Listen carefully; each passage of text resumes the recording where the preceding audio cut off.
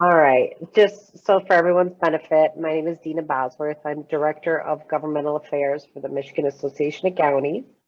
And that I was asked to come and just kind of talk a little bit about county government, Mhm. what we do, kind of how we're financed and what is, what we really pay attention to as far as advocacy for Michigan's 83 counties. Um, so yeah, we represent all 83 counties in the state of Michigan, and as you know, they're extremely diverse. You Wayne County to Luce County. I mean, you couldn't get more, further apart and more different in population and demographics. But one thing that you'll find throughout this presentation is that it doesn't matter if you're more of a rural county or an urban county, or where you're located in the state, we still have the same basic functions that we are required by the Constitution and by statute to provide. It just depends kind of on the scope and the needs of your community as to the breadth and depth of those services, but we still are all obligated to provide the same types of services. There's very little discretion in what we can do on top of those requirements. Um, so, like I said, Michigan Association of Counties, we represent the county interests down in the legislature. Counties were created, sorry about that, in the Constitution of 1963. And we basically do what the state says that we can do. Um, And so, just because we're agents of the state, so they give us our authority. Unlike your cities that have home rule power, where they can kind of decide the things that they want to do on top of the legislative mandates, we really have to have more permission to do things than just, told what we, are limited to do. So again, like I said, huge population differences um, all over the state. And differences in per capita income, those that are below the poverty line or above the poverty line. Um, Huge variations in income. But we're required to provide for what I consider to be like the social safety net in Michigan. So we provide for public health. We have to provide for the circuit court system and the jails. We have infrastructure responsibilities. We have child neglect and foster care issues that we take care of. And then we have other duties that we have to provide for. Like I said, we have to provide for a jail. We have responsibilities for tax, basically our equalization department. So we don't necessarily do tax assessments across the state. That's usually left to your municipalities to do the assessments. But there are some counties in the state that contract with their local municipality in order to take over those assessment responsibilities. But the equalization department, which we have to have, and a county treasurer's department, we deal with some foreclosures once the local unit doesn't have the ability to collect on taxes that are owed. And we basically go through and handle the foreclosure system. And then we do sort of an equalization. Does everything make sense? Is all the math making sense within that county unit? And oversee that. We do have some, sheriff road patrol. We do provide some technical assistance to local units of government for different things that they provide.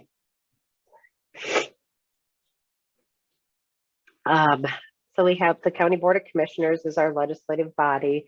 They deal with the budgeting for the county and the central policy making body.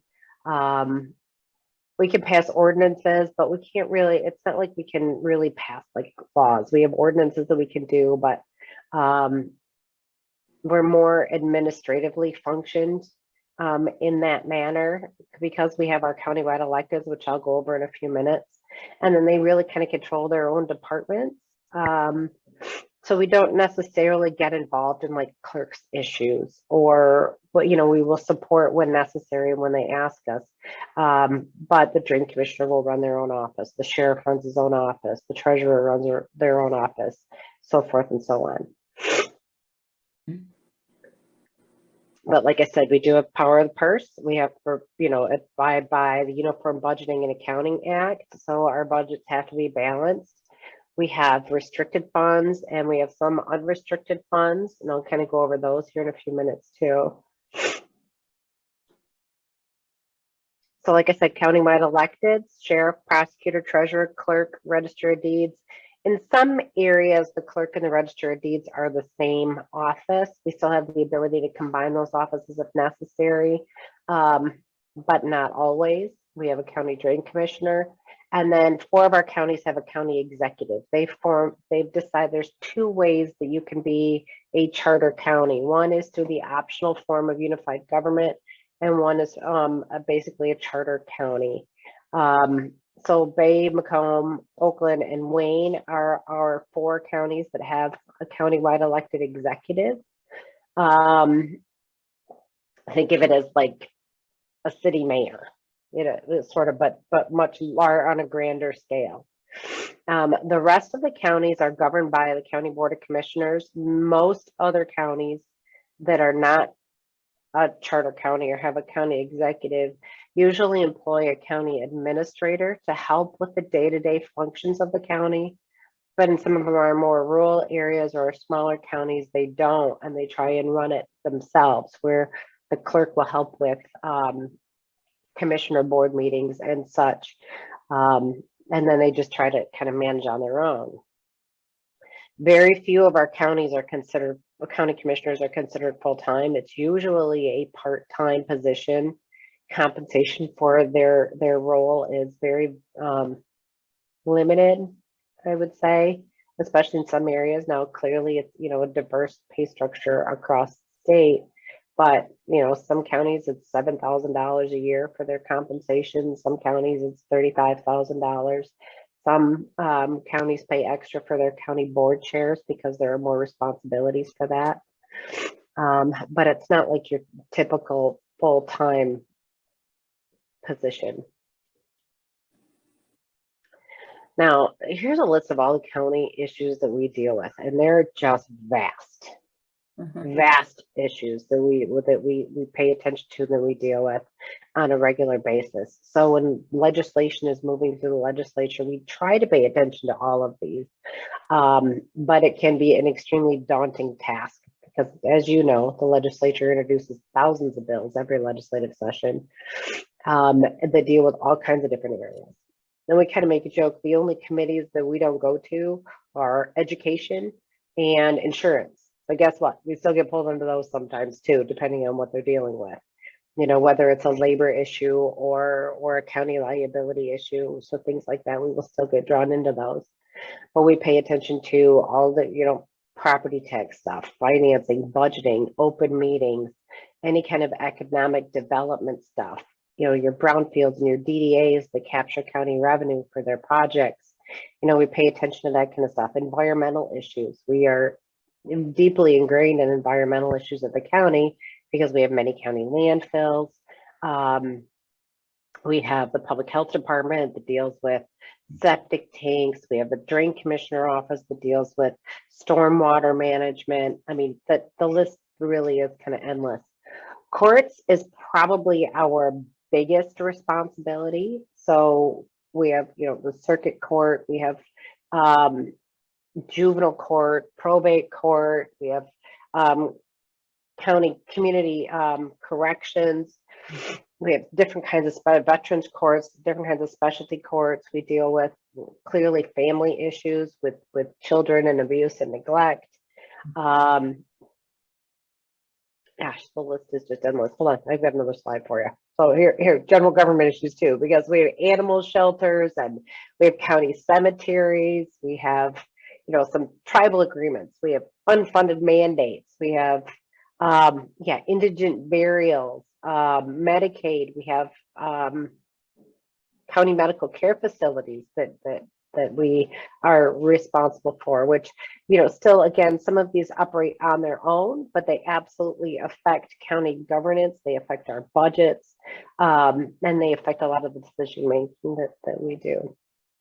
Land management issues.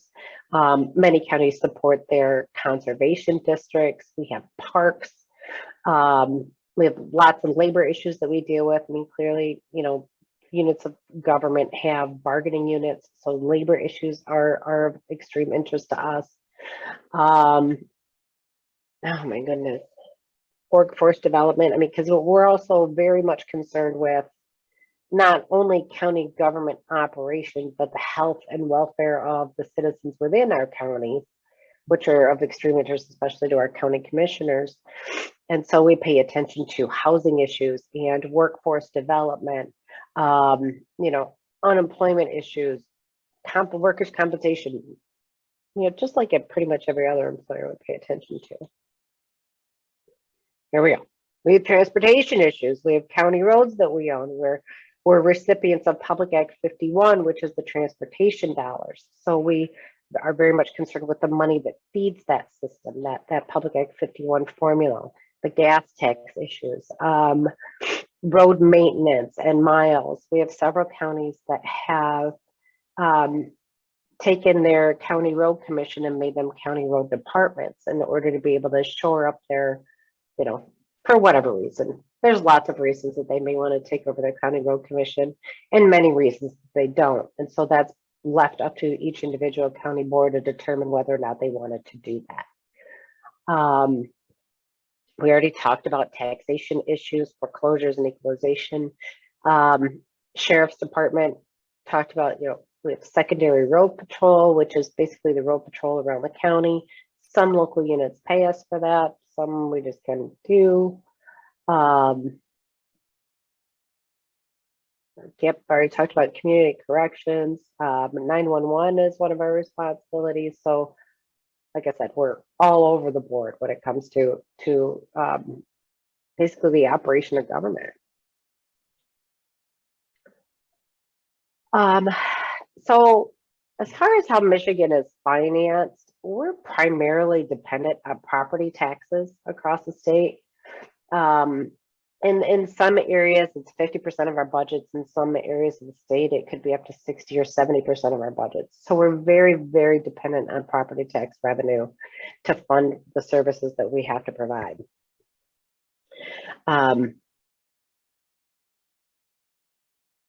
It comes to be a problem. I mean, Proposal A was had great intentions, but with Proposal A and the Headley Amendment to the Constitution interact, it severely restricts the county's ability to grow. So let's talk about like that recession that we had, and where housing values completely dropped. Well, when the value of housing drops, so does that taxable value. And when that taxable value drops, that clearly affects local unit of government revenue and what we collect on it. But when the economy recovers, we're still limited by 5% of the rate of inflation, whichever is less, in order to recover. So in other words, our revenue can drop as fast as the housing market drops or the economy drops, but our ability to recover from that is significantly limited. And so that's where we kind of run into an issue. And here, this slide talks about how it took us 11 years to get back to what we were collecting in 2008. Now imagine that. Inflation's still going up. We're still required to provide services. Those services, the cost of those services are going up. Or, the people who work for us are, wishing they were getting, increases in their rate of compensation or whatever it might be. In addition to that, we're still making all of our pension obligation payments and our other post-employment benefit obligations and providing services when our revenue just went into the tank. So, and then we also get monies from other areas in the budget. So we do get revenue sharing payments. So I don't know, if you're very familiar with revenue sharing or not, but that's the amount of money that the state pays to local units of government.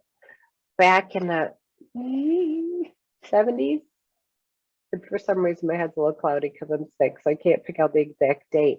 But local units of government gave up local taxing authority in order to share in the state's revenue. And so that's what that revenue sharing is based on. And it was formula based for a long time. County revenue sharing right now is kind of a hodgepodge mess of how we got to the number that we're getting. And if you're really interested, I can go into the boring details of revenue sharing, but just know that that's the state's way of sharing that revenue with us because we gave away taxing authority back in the 70s. One thing I will note is that counties do not receive constitutional revenue sharing. So each year, the legislature appropriates a certain amount of money that goes to county government for their revenue sharing payment. And although county government represents 100% of the state's population, and cities, villages, and townships collectively represent 100% of the population, the way that our county revenue sharing is funded now, we get less appropriated every year in statutory revenue sharing than cities, villages, and townships do. And in addition to that, they get an additional $1.1 billion in constitutional revenue sharing that counties are not afforded.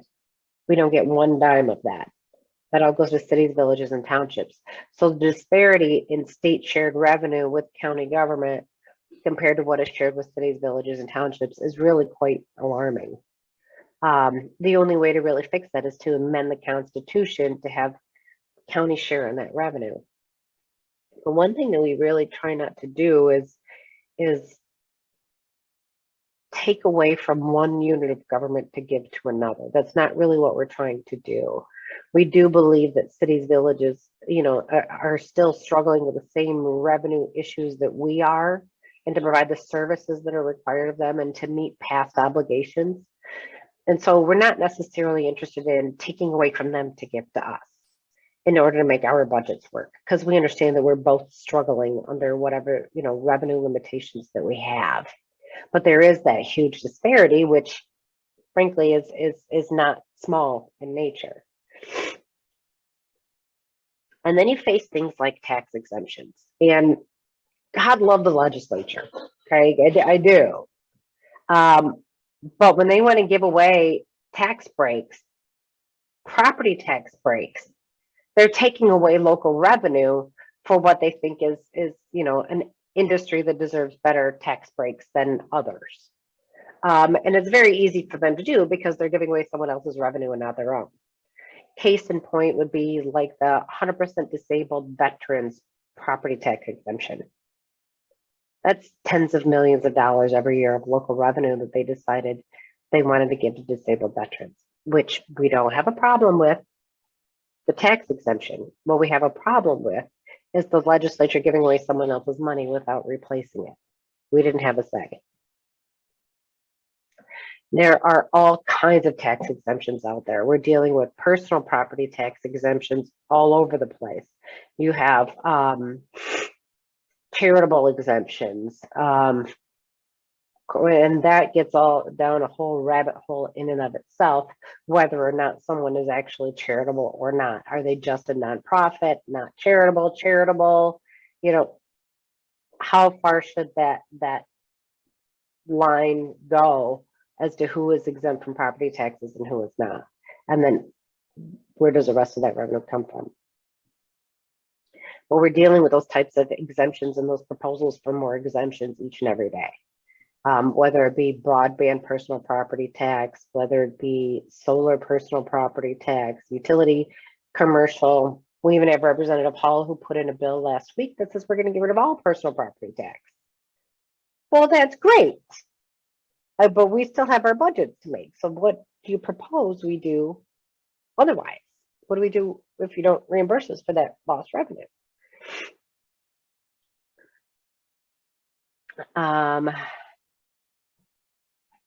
Then we have, clearly problems with, hiring and post-pandemic. I think it's just as bad for everyone as it has been for us.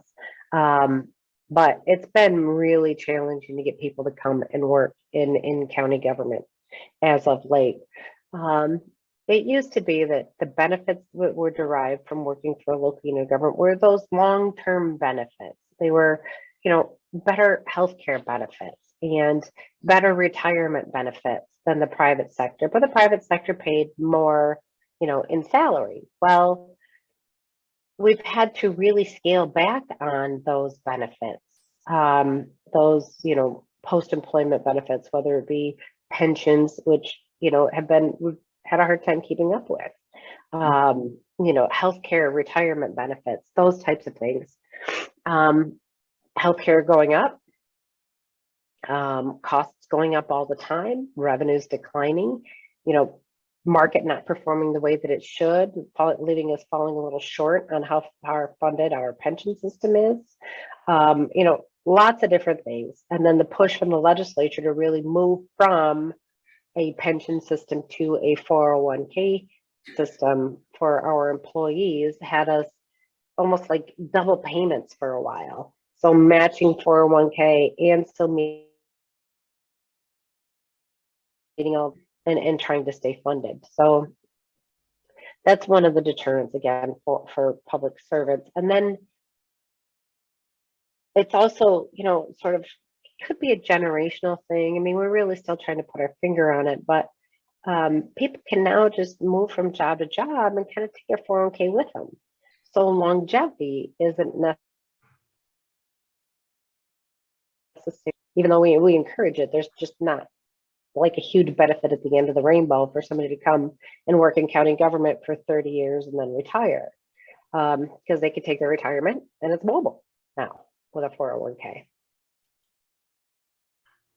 But we have seen that, at the local level, voters really do want to, it's a little bit dated, I apologize for that, but they do want to support their local units of government and things that are important in their community. So when we do go for mill approved, really more often than not, which is a good sign that people believe in what their local government is doing. And then we have priorities, sure, 2021 priorities, but we were successful in extending county commissioner terms to 4 years. Michigan was only one of 5 states that had 2-year terms for county commissioners. And then so just at the end of last year, the legislation went through and the governor some commissioners, and that will start on the presidential election cycle in 2024. Court reforms are always an issue for us. Struggling with maintaining enough revenue to fund the court system to keep it, operational. We've had some legal challenges as of late as to what fees we could charge or not charge. We had the legislature approve an extension so we can still charge some user fees through October of this year. But if that ability to charge those, defendants' fees to help fund the court system is struck down, or goes away, then you're looking at, in some cases, of 25% of a court budget just disappearing. And we don't really know how we're going to fund that because it's well over $1 billion to run the court. Local government finance, so we talked a little bit about that, how dependent we are on property taxes, how when the housing market drops and our revenue drops, how hard it is for us to recover. There's really not a lot of diversification in the revenue that we get. Yes, we can charge for some things. We could charge restaurants for public health inspections, and we can charge for marriage licenses and those types of things. But really, revenue generating funds to help run the operations. Property tax exemptions we've already talked about. Dark stores, that's another property tax issue where we don't think that the big box stores are actually paying their fair share. They challenge their assessments, and really reduces the revenue that local units of government were anticipating from those developments. And then we always are struggling with the cost of mental health systems and other human services programs. So we're governed by a 16-member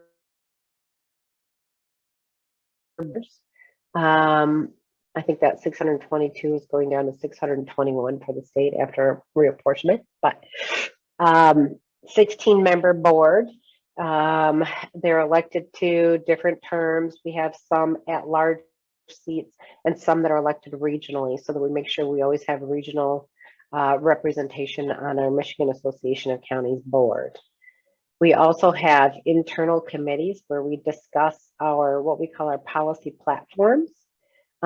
These are my staff, legislative staff, our guiding principles on what we do and where we land on different pieces of legislation. So each year, the committees will take a good deep dive into our policy platforms and determine whether or not they agree with the statements or disagree or have things they want to add or delete from those policy platforms.